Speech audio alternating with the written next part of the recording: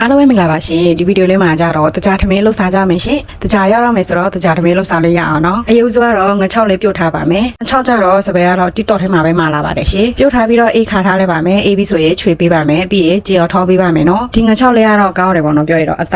သားများတယ်ပေါ့နော်ဘာငချောက်လေးတော့စပယ်မသိဘူးပေါ့နော်ပြီးတော့တရက်သီးလေးတွေလည်းဒီလိုမျိုးချစ်ထားပေးပါမယ်ကြက်သွန်ကြီးလည်းအပိုက်ပိုက်ထားပြီးတော့ခွာပေးပါမယ်ဒီတကြားထမင်းကြတော့ကြက်သွန်ကြီးများများလေးတိုးပေးရမယ်ပေါ့နော်ငရုတ်ဒီချက်တော့တွေလည်းကြော်ထားပေးပါမယ်တကြားထမင်းနဲ့စားဖို့ပေါ့နော်ဒီနေရာမှာငရုတ်ဒီမစားရင်လည်းကြော်လဲရတယ်ပေါ့နော်ပြီးရတော့ခွာထားတဲ့ကြက်သွန်ကြီးလေးကြော်ပေးပါမယ်ကြက်သွန်ကြီးလေးထဲမှာနွေးမွနေလေးထည့်ပါမယ်ပြီးရတော့ကြက်သွန်ကြီးလေးတွေနိုးတဲ့အထိကြော်ထားပေးပါမယ်ကြက်သွန်ကြီးလေးတွေနဲ့နိုးလာပြီးမှခုနကတော့ထောထားတဲ့ငါးလေးပေါ့နော်ထည့်ပါမယ်ပြီးရတော့သမတ်အောင်ပြကြော်ပေးလိုက်ပါမယ်စပယ်ကတော့စီထည့်တာနေသွားလို့ပေါ့နော်နည်းနည်းချော့လေးဖြစ်တယ်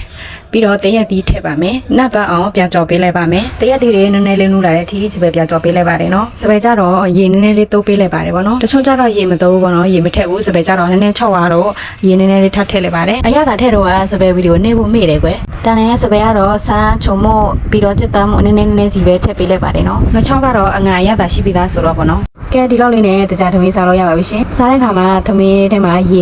ခဲလေးပြီးတော့ရေလေးထည့်လိုက်ပါတယ်စပယ်တို့ကြတော့ဖျော်ရည်မကြက်လို့ဖျော်ရည်နဲ့မထည့်လိုက်ပါဘူးဖျော်ရည်အနှလေးမမွေးကြက်တဲ့သူဆိုတော့ထည့်လို့ရပါတယ်ဒီနေ့ဗီဒီယိုလေးကတော့ဒီလောက်ပါပဲရှင်နောက်ထပ်ဗီဒီယိုမှာဆုံကြမယ်ရှင်